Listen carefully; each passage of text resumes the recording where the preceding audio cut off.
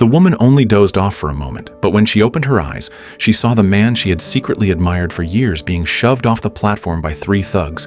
She immediately rushed out.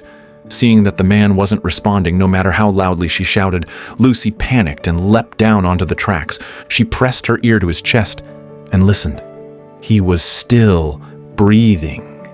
But just then, a train began slowly approaching from the front, and the man was still unconscious. At that critical life or death moment, Lucy didn't care about her own safety. She used every ounce of strength she had and finally pulled the man off the tracks. Little did she know, this accident would change her entire life. Lucy brought Peter to the hospital, and when the doctor asked for Peter's name, she looked completely lost. She didn't even know it. As a result, the doctor pushed her out of the room. I was going to marry him. Unexpectedly, a passing nurse overheard the exchange and mistakenly assumed Lucy was Peter's fiancée. When Peter's family found out he had been in an accident, they rushed to the hospital in a panic. He'll be all right, right? What happened? What's going on? Lucy quickly explained that Peter had been pushed off the platform, and everyone turned to look at her. Who's she? She's his fiancée. His fiancée? Just as Lucy was about to clarify, the doctor walked in and asked what she was doing there. She saved his life. You saved his life? Yeah, but... The security guard then told everyone about Lucy's heroic rescue, and they all believed without question that she was Peter's fiancée. It had been a long time since the family had seen Peter, and they were all convinced he had found a kind, brave, and gentle woman. Seeing how thrilled and grateful the family was, Lucy couldn't bring herself to tell them the truth. That night, Lucy returned to the hospital to visit Peter, who was still lying unconscious in bed. She sat by his bedside and poured out her heart.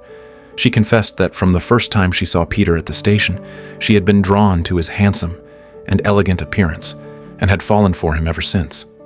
From that day on, she looked forward to seeing him every day, even though they had never actually spoken. She never imagined they would meet in such a dramatic way, and everything had happened so fast.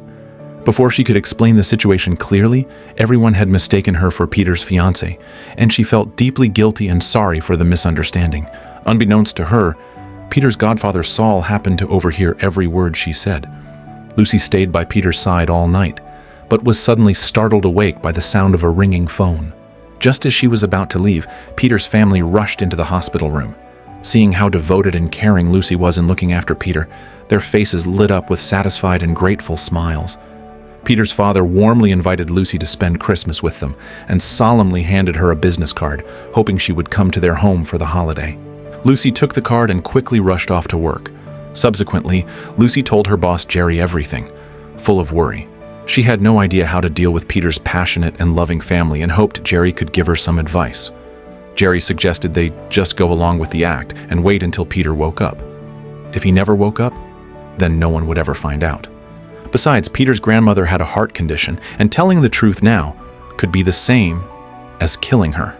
Hearing that made Lucy feel even more conflicted and distressed. At home, she was overwhelmed and unsure what to do. She stared at the card on the wall, hesitated for a long time, then finally called a taxi and brought a bouquet of flowers to Peter's house. Everyone welcomed Lucy warmly, took cheerful group photos with her, and even prepared beautiful Christmas gifts for her. This whole experience gave Lucy a deep sense of long-lost family warmth. And just like that, she unexpectedly became a part of the family. Late at night, Peter's younger brother Jack came home, and his sister told him everything. Lucy's Peter's fiancée. No, this is not Peter's fiancée. You haven't met her? No. Well, she's great. You're gonna love her. Jack didn't think Lucy was Peter's type and immediately began to suspect her. The next morning, Lucy packed her things and was just about to sneak away when Jack called out to her. Lucy made up an excuse, trying to leave quickly. Jack didn't believe she was really Peter's fiancée, so he asked their father about Lucy. But the father was already completely convinced. Seeing how much everyone trusted Lucy, Jack decided to launch his own investigation. He went to Lucy's apartment and asked the landlord for information about her. Well, then you would know the woman that lives in 201. Know her? I'm dating her. Hearing the man's response, Jack instantly assumed that Lucy was a deceitful woman. He stormed into the hospital and blocked Lucy's path, relentlessly questioning her about Peter. But Lucy, who had secretly admired Peter for a long time, had already memorized everything about him and quickly proved herself. Still, Jack wasn't convinced, so they went to the garage to find Peter's car, but Lucy looked completely clueless, as if she had no idea which car belonged to him. But Jack insisted that Lucy keep trying to find Peter's car, and luckily, the key in her hand immediately matched one of them. At that moment, Jack finally stopped doubting her. But carrying such a heavy burden every day became overwhelming, and Lucy could no longer hold back the urge to confess. Just as she was about to break down, Saul came to see her. Saul told her he had overheard everything at the hospital that day, and Lucy, feeling ashamed, promised to tell Peter's family the truth. But Saul quickly stopped her. He said that because of her, Peter had come back into their lives, and if she told the truth, it would be like losing him all over again. Lucy had no choice but to reluctantly give up on telling everyone the truth. One day, Peter's parents brought Lucy some elegant vintage furniture as an engagement gift. It took all their effort to carry the furniture downstairs to Peter's apartment building. Before Jack could go inside, a security guard suddenly shouted at him. The guard said he had never seen Lucy before. Turns out the guard was new.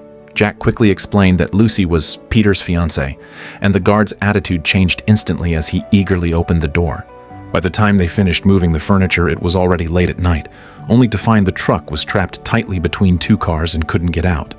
With no other choice, Jack and Lucy decided to walk home.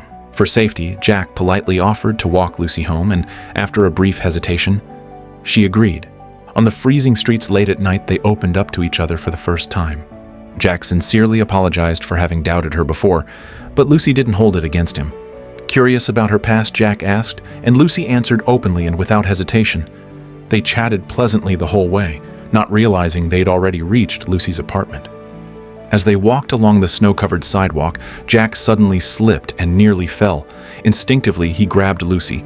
Just as he regained balance and Lucy turned around, she slipped too. They ended up in a clumsy, tight embrace, locking eyes as something quietly shifted between them. Suddenly reminded of her current identity, Lucy quickly pulled away. But a moment later, they both tumbled awkwardly to the ground.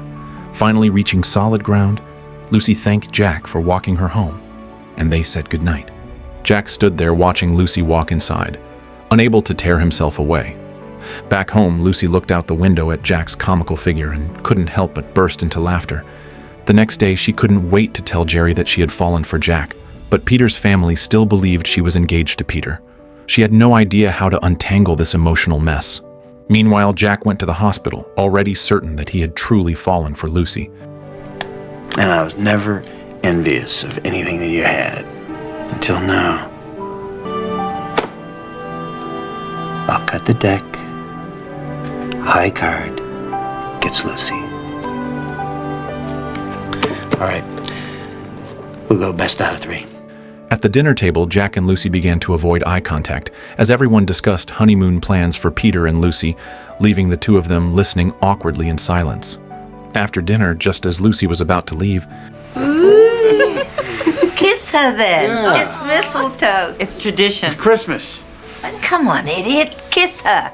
Jack and Lucy exchanged a shy, hesitant kiss, and it was that very kiss that made Jack certain he had truly fallen for this sincere and kind-hearted girl standing before him. But their complicated identities stood like an invisible wall between them. Lucy kept hoping Jack would take the initiative and confess, but he couldn't take that step.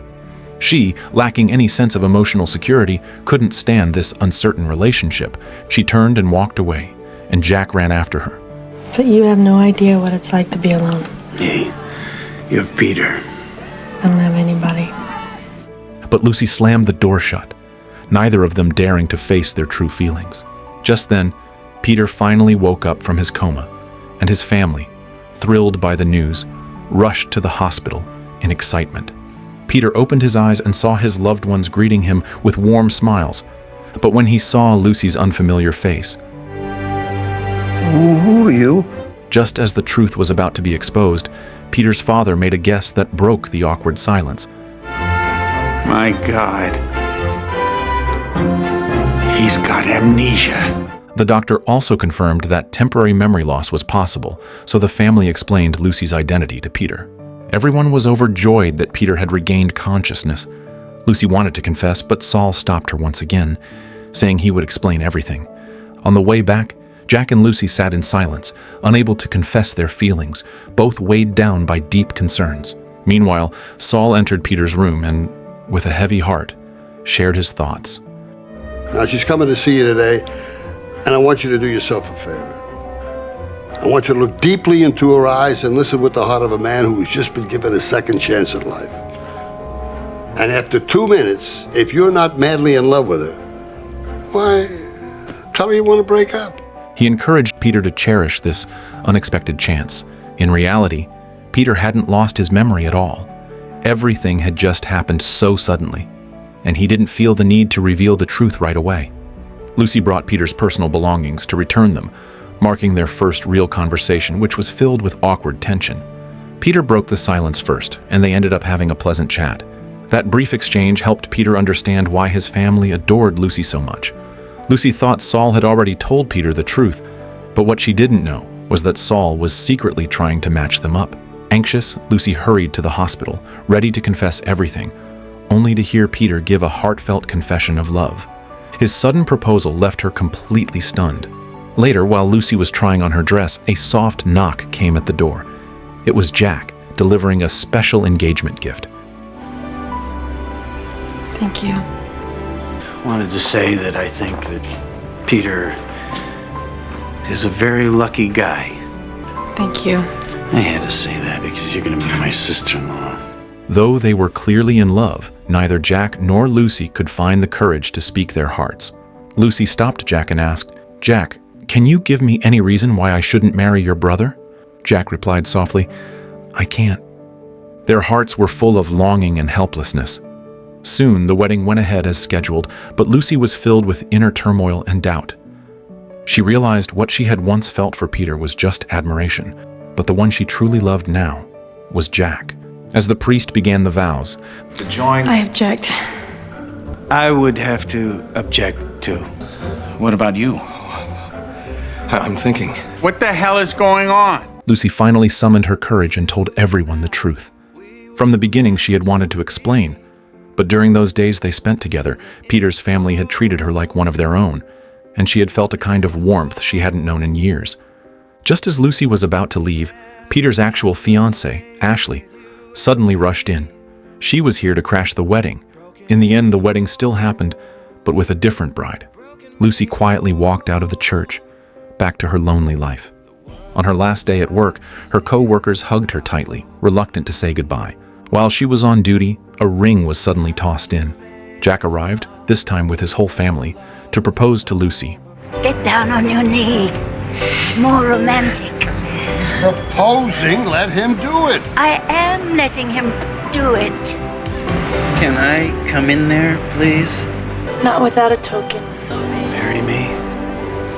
Yeah. At last, with the blessings of everyone they loved, they finally came together. Jack then took Lucy to his favorite city, where they spent a sweet honeymoon together. That first spark of attraction may be based on looks, but it doesn't guarantee lasting love. If someone still makes your heart race after a long time together, then that person is worth holding on to for life. May you find the one who keeps your heart beating, always. Hearts of fire, through and through. Follow me, I'll follow you. We will pursue everything together. Do tests and trials. Love